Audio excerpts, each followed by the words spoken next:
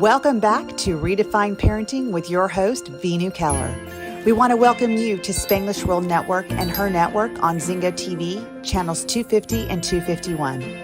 Zingo TV is a free app that can be downloaded on iOS and Android devices. While you download, make sure to rate and leave a comment. Zingo TV is also available on Google Chromecast, Amazon Fire and Fire Sticks, Roku and Roku Sticks, and all smart TVs 2016 and forward. Redefine Parenting is a revolutionary approach to nurturing our children. Veenu will bring you live experts, transformative insights, and a fresh perspective, all aimed at helping families worldwide truly understand their children. Together, let's give them a childhood they won't have to heal from. Hello, and welcome back to another episode of Redefine Parenting. I'm truly excited to have my guest here this evening with us. One, because I really did not understand, and I don't know if I quite understand the whole theory behind the critical race theory. I know it came up many ages ago, and it's been in the news. It's being taught to our kids, whether we like it or not. And to be honest, what is there to like and what is there not to like? So what's awesome is I found someone who really has spent a lot of time researching, understanding this, and is here today to explain to us, the audience, about critical race theory, the real, the raw, the truth. What are we seeing? What are we not seeing? Where are we jaded by this? And so without further ado, let me welcome our guest, Dr. George Maurer. Thank you so much for taking time today to come in, help us understand this clearly. Well, it's a pleasure being here, Veenu. Thank you so much for having me. Absolutely, absolutely. So let's just dive in. Let's start with the basics. What is critical race theory, and why have we just started hearing about it in the last, 7, 8, 9 years? I don't know, maybe 5 years, but it hasn't been a long time. Well, it has been around a long time, like you mentioned. It started in the 70s, but um, what it is, it's a big sounding name, and it can be intimidating. But critical race theory is there are two things to it. First of all, there's ethnic studies and there's critical race theory. Ethnic studies is the healthy, positive learning of one's culture, leading to self-awareness and self-confidence, all those things one needs to be successful in life. Critical race theory is an element injected into ethnic studies, which focuses very tightly on only our worst moments without giving due credit to our progress. And we've come a long way over the last 65, 70 years. And the real shame about it is ethnic studies has shown real promise to eliminate or at least reduce what's known as the achievement gap. And if you don't know what the achievement gap is white and Asian students tend to perform better in school than minority students, students of color, African American students, Hispanic students, indigenous students. And critical race theorists put this up to race. Now, more recent research says it's actually more about socioeconomic status, parental involvement, all those other things. Um, but the thing is, critical race theory, this ethnic studies tool, you have an at-risk student who may be struggling. Maybe his parents are in survival mode. Maybe he's only got one parent at home, lives in a tough neighborhood. I mean, who knows what the situation may be. But ethnic studies gets the attention of children like that. It gets them interested back in school again. They begin performing. They start showing up to school more often. They stop hanging around and engaging in bad behavior, the kind that will derail their lives before it even begins. And unfortunately, critical race theory introduces these elements that teaches these children that the system is designed to keep them down. Mm. School is designed as a student of color America is against you. America hates you.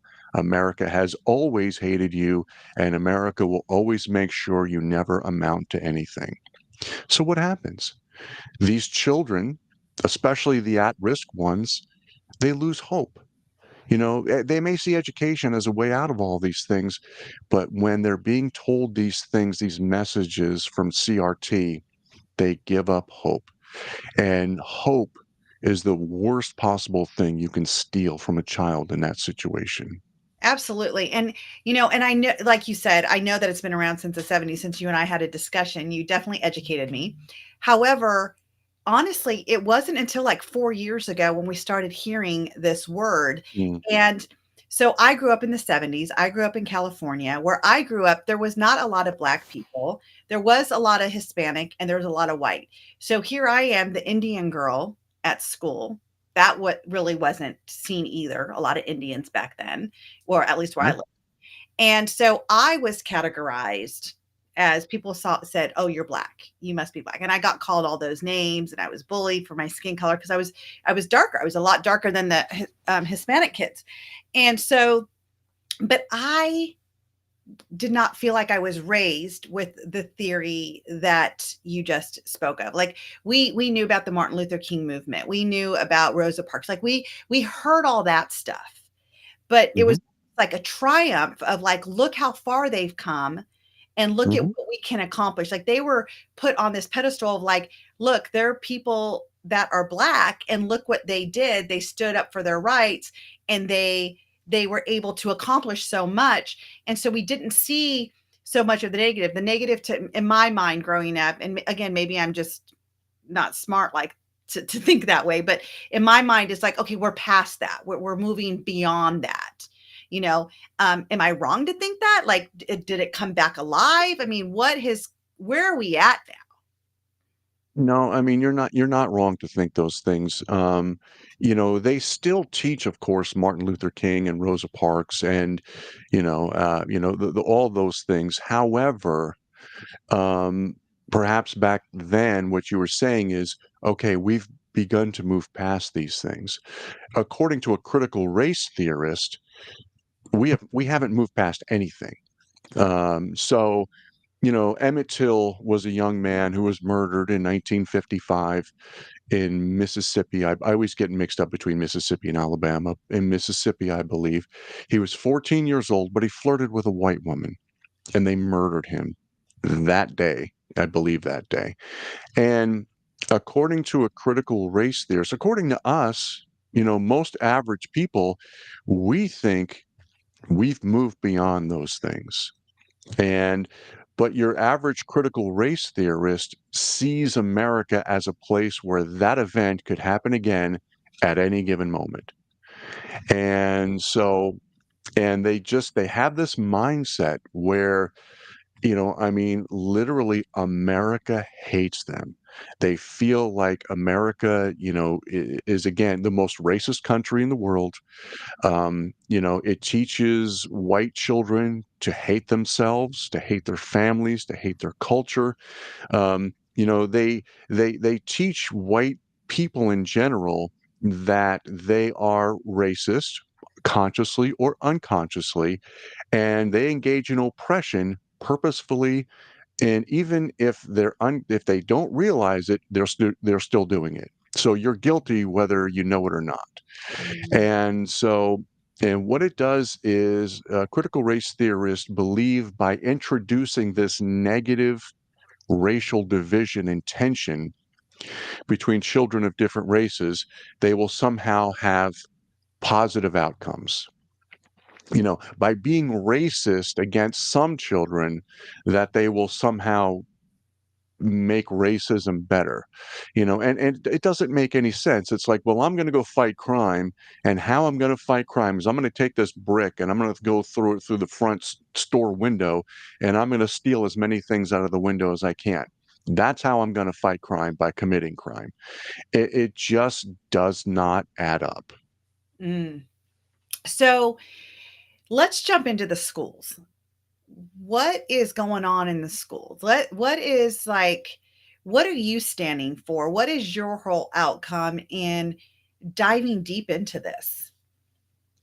Well, my hoped outcome is to educate parents who have questions about this particular subject, may have done some research on it, um, ended up being confused by what they found on the internet because a lot, the first 50 hits you get on Google say that CRT is great. It's wonderful. It's getting us in, it's helping race relations. No, it isn't. It's inflaming race relations in this country. Mm. And many people don't even realize we happen to live in one of the most racially tolerant societies in the world. Western society is one of the most racially tolerant societies in the world. And the critical race theorists at heart are Marxists. And so their goals have not changed since the days of Karl Marx. Karl Marx used to use class oppression, race oppression, I'm sorry, class oppression to divide people, rich versus poor. The rich are taking advantage of you. So you should be angry and we should do a revolt. And we're going to rethink society and create a fair one where everyone gets equal stuff. Um, and if you've done any learning of history in the last for the 20th century, you know that the Marxist experiment was a disaster, uh, responsible for perhaps 100 million deaths. Just horrible. And so in America, this the class division wasn't as effective in the long run as they had hoped. Because America is the big kahuna. In order for them to achieve their ultimate goal of a completely Marxist world, America has to go. America has to go, capitalism has to go, and the nuclear family has to go. And so none of those things happened. And so they began reimagining things back in the 70s and came up with race because they knew race was a particularly divisive issue, Hmm. a very powerful issue. You call somebody a racist, I mean, Right. it's a Big.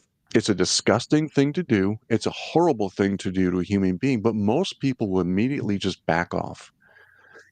I am not a racist. I'm afraid of being called one. I'm afraid people may think I'm one, and they immediately back off. And they noticed this. And so they began deploying it in schools and various other ways. Um, but it came out as critical race theory and also diversity, equity, and inclusion is DEI is something that we see in the workplace. And it's again it's the same thing. And so, but it's happening in schools, it's happening in the workplace. And one of the things they like to do is deny that it's happening. It's not happening. You're crazy. You're lying, blah, blah, blah. But when you dig into it, it's there. And so they used to put the words critical race theory right out there. And in just a short couple of years, Riverside, California schools, for example, I opened my book with the chapters called Yes, They're Lying to You. And in 2021, uh, parents were getting upset about critical race theory and they were complaining about it to the school board. And the school board at three different meetings denied that they teach CRT in Riverside schools. However, there was a problem. Um, 1 year earlier, the Riverside School Board voted and approved for a new ethnic studies class. And again, they call it ethnic studies, but it's actually CRT. But anyway, they approved this ethnic studies class and gave a PowerPoint presentation explaining the new program. In this PowerPoint presentation, which is still online today, and I have a hyperlink to it in my book, as a matter of fact, out of 27 learning objectives, 4 of them had the words critical race theory in the title. 11 more directly alluded to critical race theory principles. So the exact same people in 2021 who were denying CRT in Riverside schools were the exact same people who 1 year earlier explained, here's our new ethnic studies program, here's the CRT that's built into this. And just that 1 year, the words critical race theory became, that naughty word. And so, and the California, there's something in mandatory in California by 2030, something called the California Ethnic Studies Model Curriculum.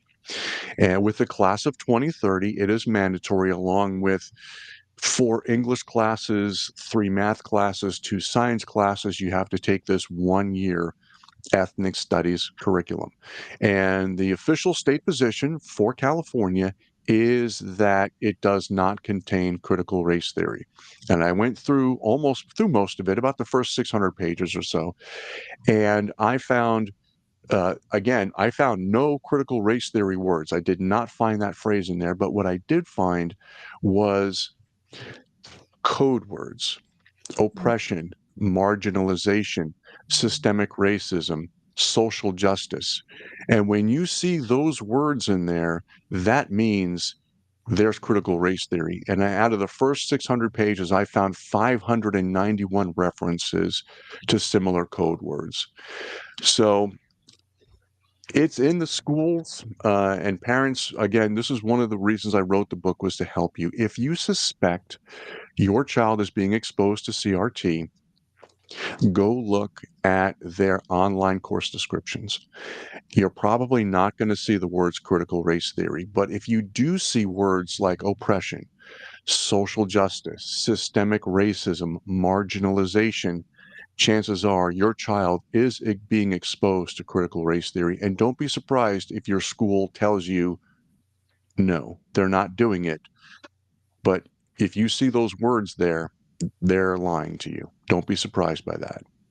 I wonder also where our filters fit in. So, like, if people say, "Hey, this critical race theory is everywhere," then we have a filter to look for, and our brain won't lie to us. So we're gonna see it. And if we deny Right. it, that it's not there, that this is some made up thing and it doesn't even exist, and people just want to create problems where there's no problems, then those filters will exist too, and then we won't see it. So, I think it's interesting how things do get masked, though. Like you said, they're not going to be using CRT as a word, but they're going to be using different words that lead into what the definition and principles are of CRT. You know, Yeah. and what do you feel if the world, if our America keeps going this way? What do you see the effects of this leading into? Well, again, um, at their core, these are Marxists, and their goal ultimately is the destruction of the United States, the destruction of capitalism, or maybe not the destruction of the United States, but to convert it into a quasi-socialist, communist, Marxist nation. And Red China is the model for these folks. And you can have things like, you'll have social scores like they do over in China. And if you were to post something online that maybe they didn't like, you know, maybe uh, someone made fun of President Trump for almost being assassinated, It's crazy. and then you complained about it, or you went after them. And see, President Trump is pro-American, so he's bad. So making fun of him is okay, according to them, the CRT people. But if you defended President Trump, that would be bad for your social score. And it might be bad enough for your social score for them to turn off your bank account for a couple of days. Maybe they turn off your social media account, like they do many times even now. I have many. It's happened to me. Oh, we're turning you off for a day because this was an inappropriate thing to say. You know, and so and maybe if you have an electric car, okay, we're going to turn your car off for 3 days because you've abused the rules here. And if we ever get to something called the central bank digital currency, again, they can turn your money off. And maybe they can just take your money away and fine you for things that you did. Okay, you've got, $2,000 in the bank, and what you said here was wrong, and we're going to fine you $200. Boom, and before you even, and of course you'll be guilty before proven innocent. And in order to get that $200 back, it'll probably take a year or two. So Um, who are they with, and how do sure. they have the power to go into the the electric bank and turn off your electric car? Yeah. Like, I mean, Well, again, you hear we're things and they're looking serious, but way, yeah, we're looking way down the road. But again, if you listen to organizations like the United Nations and the World Economic Forum, that is their goal, they are using China as the model that they're directing the world to. Every time, I mean, if you ever notice, they're always making up new rules. They're always making it more difficult for small businesses to conduct business. When COVID hit, you could go to Home Depot, but you couldn't go to Bob's, home goods store down the street, because Bob is a small employer, small business owner. He had to shut down, but the big corporations were able to stay open. And and and if you and small businesses are the number one employer in the United States. And but they're difficult to control because there's no, you don't have, there's no one small group of people that you can go to. Now, on the other hand, for the media, there's only a few groups who control basically all of the television and news that we're exposed to, and radio. If you look at all of our major corporations, where we shop, Amazon, uh, y- you know, uh, various food stores, et cetera, it's a very small group of people. And once they get to them, they can affect what you do, and they can control you. And that's what they do. And you could say, oh, that's crazy. Yeah, it is crazy. I mean, it is. It's absolutely crazy, but it doesn't mean it isn't true, because it's happened time and time again. And you get people who come out of China, who come out of Vietnam, who come out of Korea, and they come here and they explain, what's going on in this country right now. You know what it reminds me of? When my country went Marxist. We were doing quite well until the Marxists came and convinced us that we were being oppressed. And so, and that's who these people are. And they're everywhere. They're in the media, they're in education, they're in our government, and they're in Hollywood. And they push this message all the time. I was watching iRobot the other day. Um, I don't like electric cars. They're not green in any shape, form, or manner. The mining of lithium for batteries for our phones and everything, it's done by children who are basically slaves. At least the oil industry employs grown men and pays them a fair salary. Um, but in iRobot, the lady hops on the motorcycle with Will Smith, and he's using his old combustion engine motorcycle because they've shut off all of the electric vehicles to escape. And she's like, "Is this a combustion engine?" And he said, "Yeah." She goes, "Oh my, gasoline explodes, right?" And if you're paying attention, there's little moments in of all of our movies and television shows, and it's been like that for years. And then we have another example of the Air Force, the United States Air Force. I'm a retired Air Force Master Sergeant, and the Air Force was told to begin dismantling their DEI programs, diversity, equity, inclusion programs, because they're making the Air Force less lethal. They're diverting resources away from their war fighting capabilities. And so what did they do? They changed the name to, what did they call it? Systemic equity or systemic equality. And they didn't slow down one little bit. They just kept going. So who has the authority to do that? Right. It's again, they broke the law, but someone, and it's a lot of these faceless, nameless bureaucrats in all these very key positions, and they had the power to deny Congress the ability to turn off DEI in the United States Air Force. These are not just your everyday Joes. These are very powerful and influential people in very key positions. And it's in every industry you can imagine. So, what do we do as parents then? Because our future is our kids.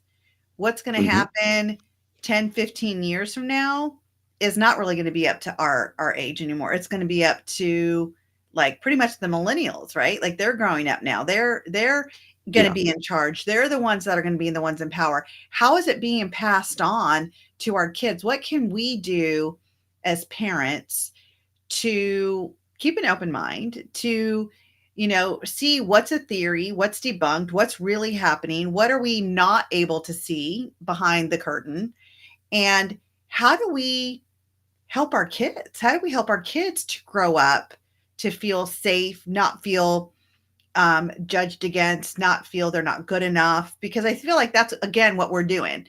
And it's going Yeah. by skin color and religion and politics. Like we're so divided. And it's so interesting because I'll tell you, I feel like we have these natural disasters or, things that happen. It's like when 9/11 happened, no one thought about race, politics, or anything. They just rushed in to help people. It didn't Hmm. matter.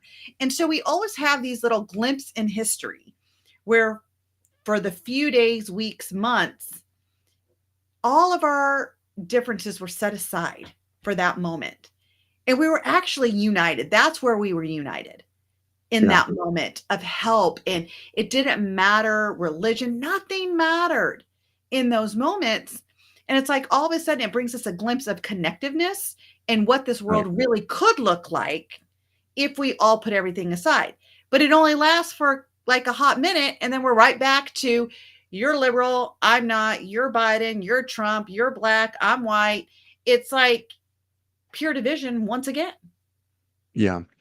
But I agree with you. The days after 9/11 were some of the most pro-American united moments that I've ever seen in my life. Right. And it was wonderful.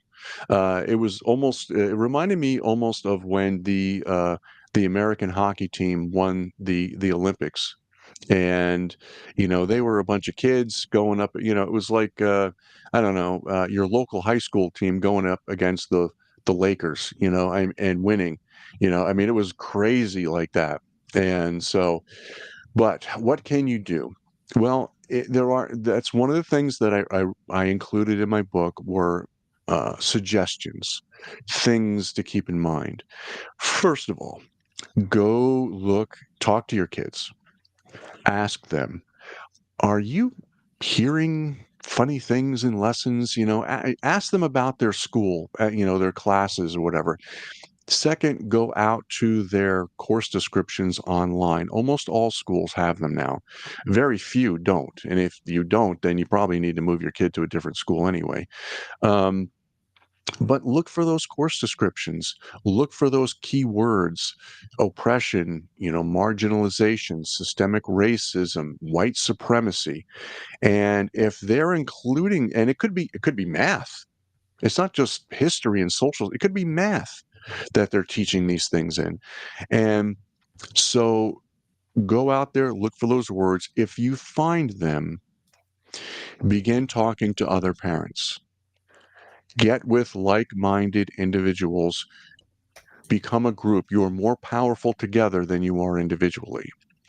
And, and there are teachers out there who are good teachers and they want to do the right thing, but a lot of times they're afraid of losing their jobs. Right. They got a house, they got kids of their own, and they got to take care of those too. And I can't blame them for just kind of towing the line a little bit just to pay the mortgage and take care of their families. I get it. I understand it. Um, so, but you can seek if you can run across a teacher who may support you, they may do it secretly, but you can talk, behind the scenes. But once you get together with other parents, once you have formed a group, document the things that you see and then bring it to them and expect resistance and uh, and that's okay. But one of the things you can do is you can speak at school board meetings. And I just spoke at a local town here, Temecula. The Temecula Unified School District banned CRT. And the school board president, they had a recall election and ousted him for it. And this is a very conservative town. And they successfully removed him from the school board. And I spoke in defense of him before the vote was final. Um, but what I did was very simple. First of all, you have to make sure you do not lose your temper. Talking about 9/11, they created something called the Patriot Act to investigate domestic terrorism in the United States. And so when parents were getting too upset, too emotional, too worked up, they would call the police. Now, you got to understand these leftists, these Marxists who are running a lot of our schools are professional victims. Okay. They know how to play the game. Right. So, there's CRT in the school. You ask about it. They say, I don't know what you're talking about. You're crazy. You get upset. They call the police on you because you're the problem. It's Mm. not because they lied to your face and your mama papa bear senses kicked in. You're like, hey, this is my kid we're talking about here, but what happens is they call the police and you're the problem. The American Federation of Teachers wrote a letter to the President of the United States about this exact topic and did not call parents domestic terrorists, but compared them to domestic terrorists and asked the DOJ, the Department of Justice, to use the powers of the Patriot Act to investigate these parents who were losing their tempers at school board meetings. Right. Because, well, we know all the teachers and the school board members they're just benevolent people just trying to do the best for all of us. And if they're lying to us, it's for our own good, right? Um, and of course, it was the parents who were getting in trouble, not the school board members. So, in order to avoid being investigated as a domestic terrorist, if you get upset at a school board meeting, the one thing you can do is generally school board meetings will give you 2 or 3 minutes. Okay, wonderful. I get 3 minutes. Write a speech. That's 3 minutes long. Practice it. Practice it in front of individuals. Write it down. Bring it with you on your phone. And when it's your turn to speak, just read it off your phone. Eye contact with the people up there is not important, but if you read it off of your phone, first of all, you're going to say everything you want to say, but secondly, you're not going to lose. It will help you keep your emotions in check. Your heart will probably be racing a million miles an hour, but you will be able to control yourself. And no one will be able to accuse you of going too far. And so, and anyway, that's one of the tips that I offer. But get together with folks, get together, work together. As an individual, they're gonna gaslight you. And what I mean by that is, well, we're professional educators. You're just a parent. What do you really know about your child's education? They're going to try to convince you that you're stupid, and you're not. Never let anybody tell you you're stupid because you're not, but they will try.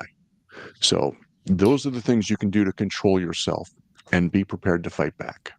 I think that one of the key things that you hit is the resistance that parents get. And it's a resistance Yes. for anything that we believe in. Like we can go into the whole bullying thing.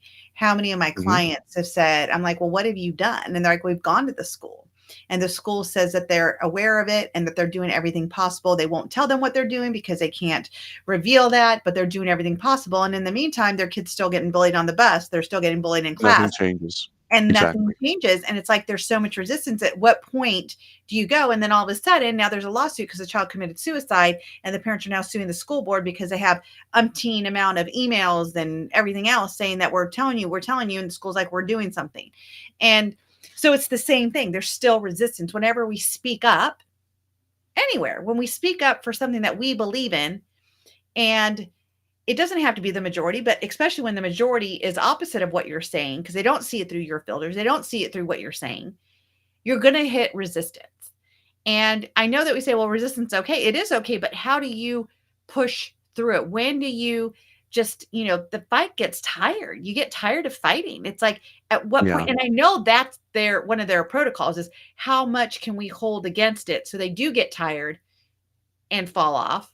But what else? Like, what else can these parents, families do when there is so much resistance?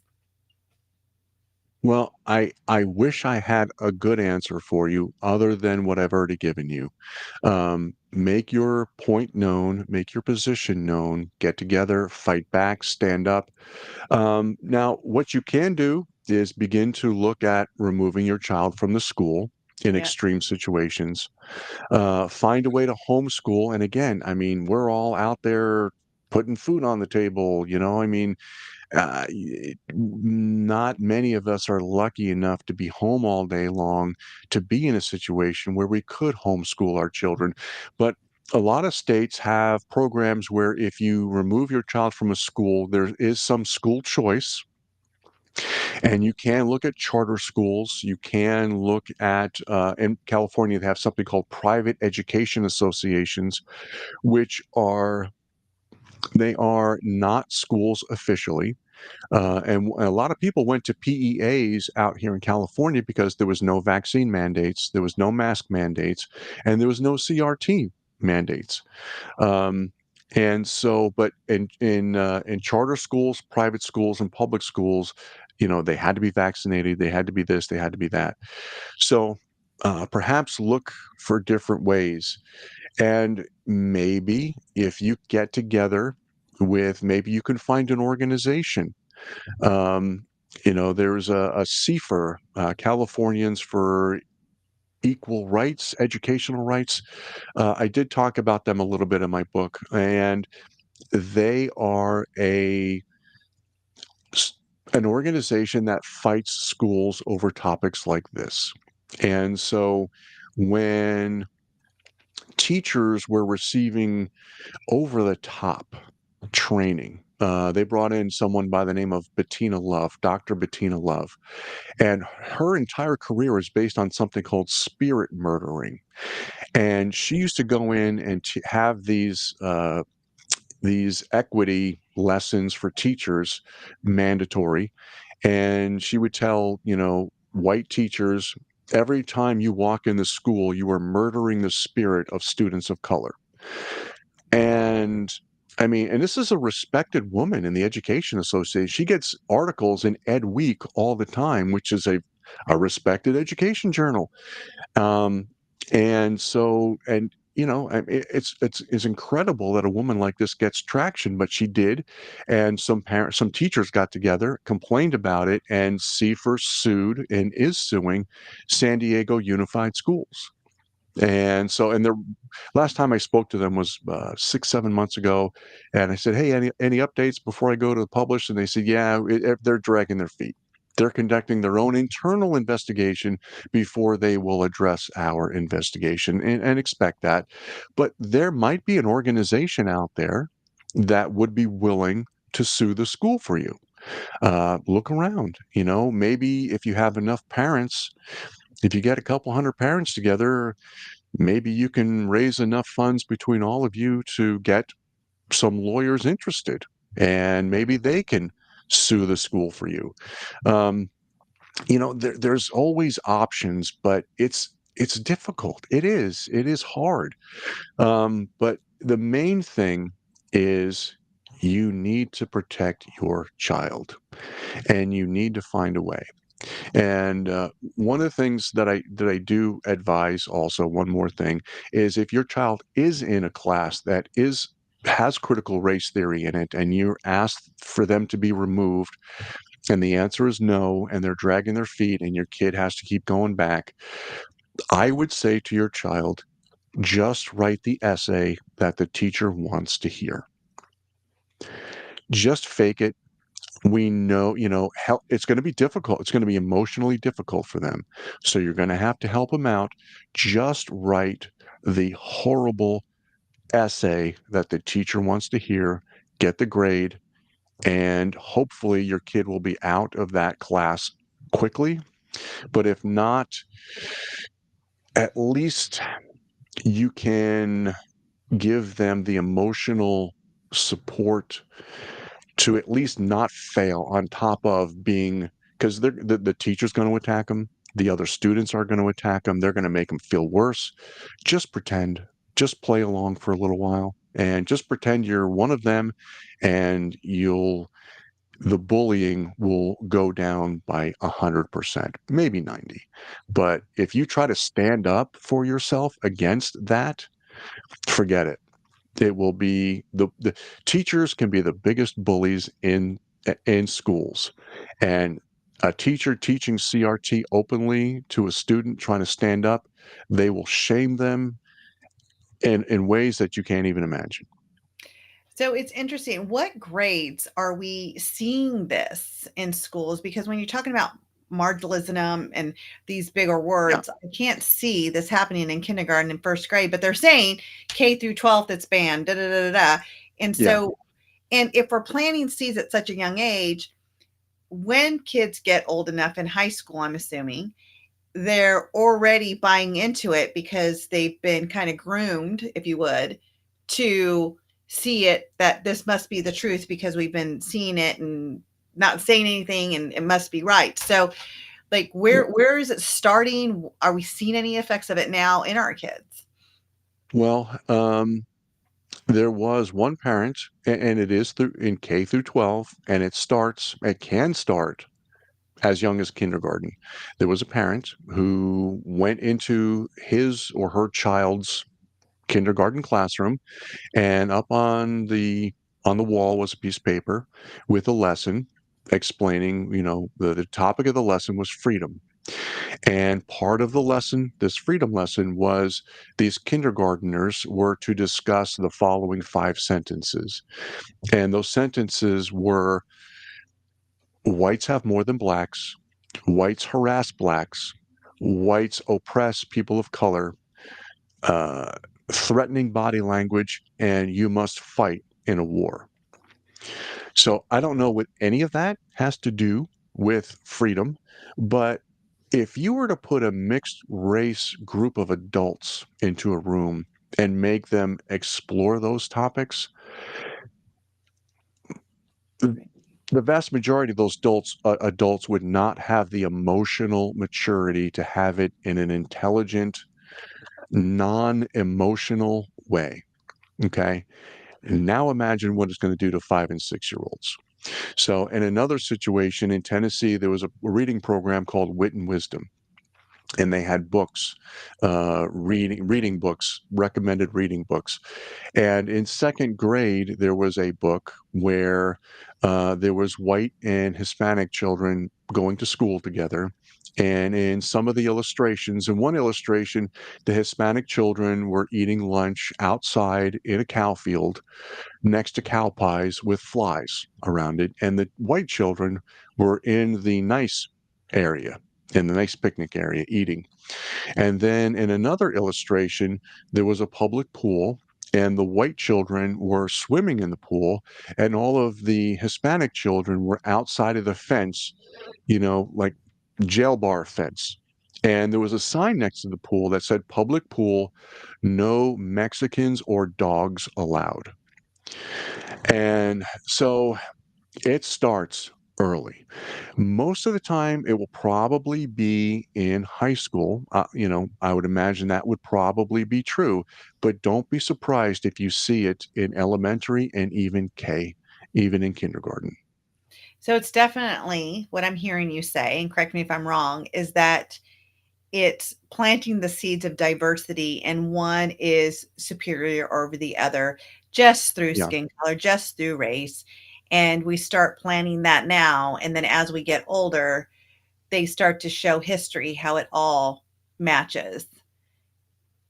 Yes. It's total Yes. grooming, and it's It's all grooming, and the other thing that the wit and wisdom was discovered um, by Moms for Liberty in Tennessee, and the lady from Moms and Liberty, Robin Steenman, the president, took this to a psychologist and said, "What is this? What are they doing here?"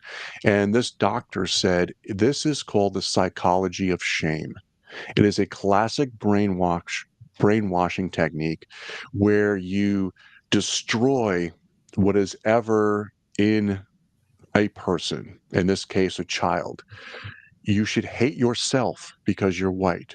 You should hate your family because you're white. You should hate your country because it's racist. And so, and when you break someone down in that way, then you can begin inputting whatever new information you want. Yeah, again, Red China, Nazi Germany, Soviet Russia. I mean, these are the classic things they do to people. And so, and again, the real tragedy is that again, we kind of get back to, if it's okay if I get back to this one point, ethnic studies is a valuable tool for at-risk students.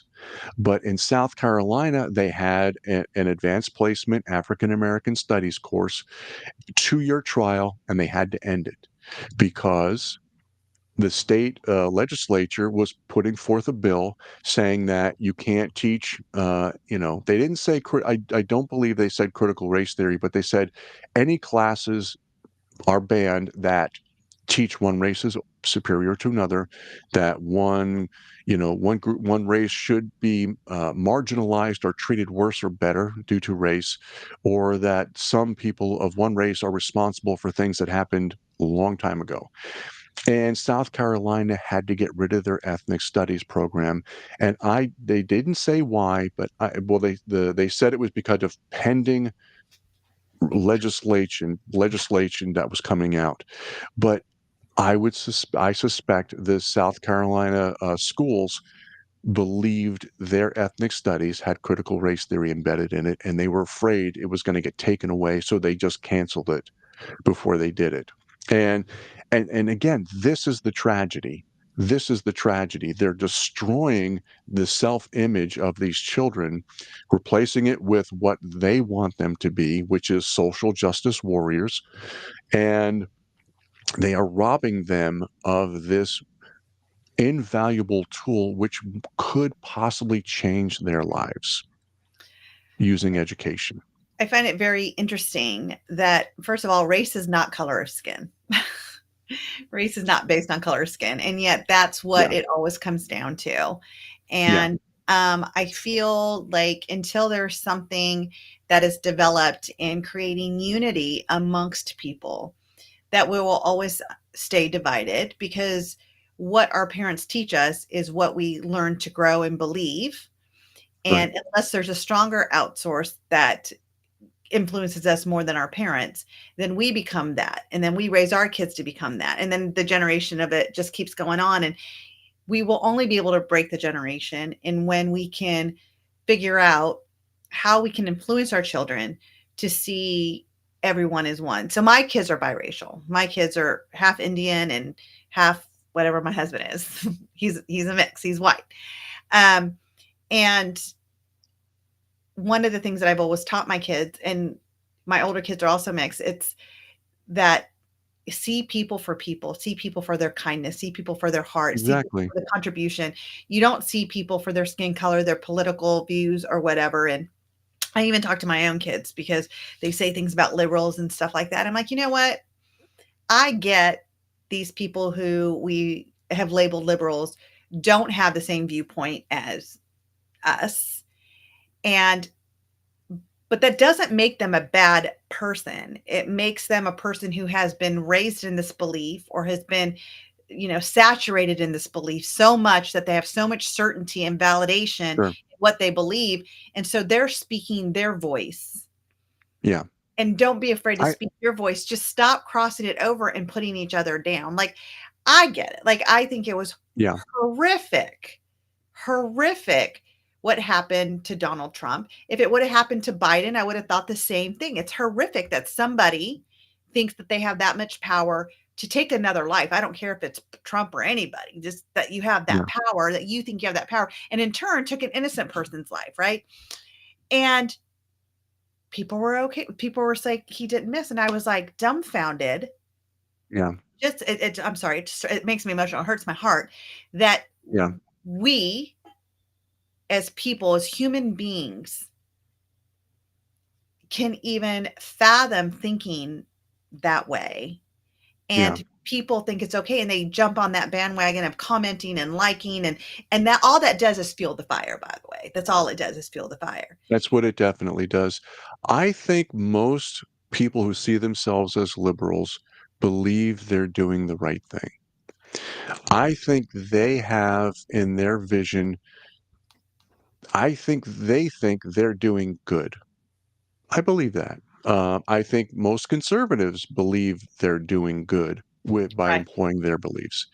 But there are those out there who, I interviewed someone who attended World Economic Forum meetings, and I had heard about the World Economic Forum. And if you want to know anything about the World Economic Forum, just go out and listen to some of their speeches. You'll hear some of the craziest things you've ever heard. I mean, insane stuff. And it would, but like, for example, by 2030, you'll own nothing and be happy. Mm. And so my response to that is, okay, Klaus Schwab. I won't go too far. Klaus Schwab as president. Why don't we start with you, buddy? You give away everything you own, and let's see if you're happy.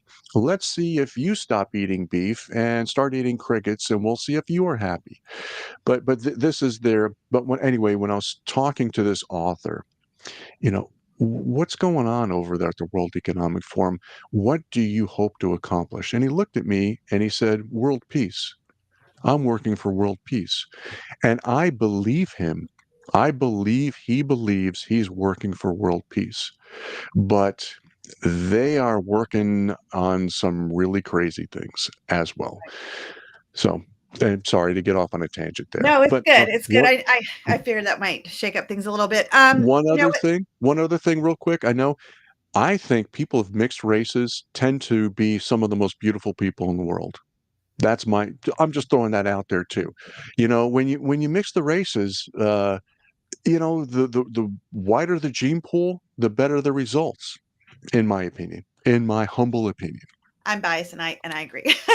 um, so I just wanted to take this moment and thank you. I know this is a touchy topic for a lot of people, but if we don't educate, no matter what you believe, you guys, my listeners out Yes. there may believe Dr. Maurer, you may not, but you have to start somewhere. You still have to start with some type of definition of what's going on. We have to wake up. If we want to redefine the way we're parenting our kids, we have to know what's coming up, because it's definitely not like it was in the 70s or the 80s or the 90s and now and as we go along in our future.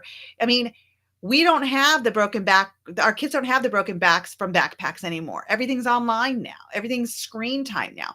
So we could already see the tangible things.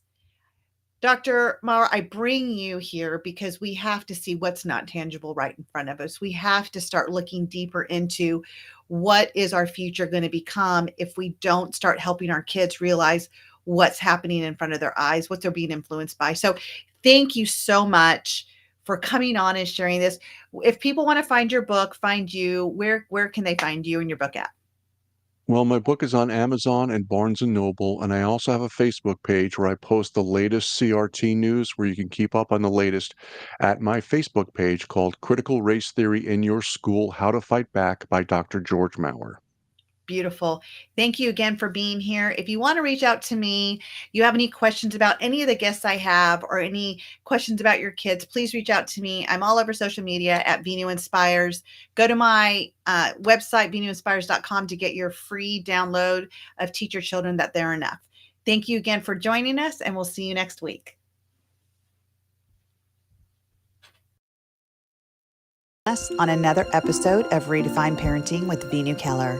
Follow her on Instagram at Veenu Inspires. To learn more about Veenu, as well as download her free ebook now, go to www.venuinspires.com. This show can also be heard on Spanglish Radio Network. Please check out www.spanglishworld.ca for all your news and programming. Spanglish World. Watch it, hear it,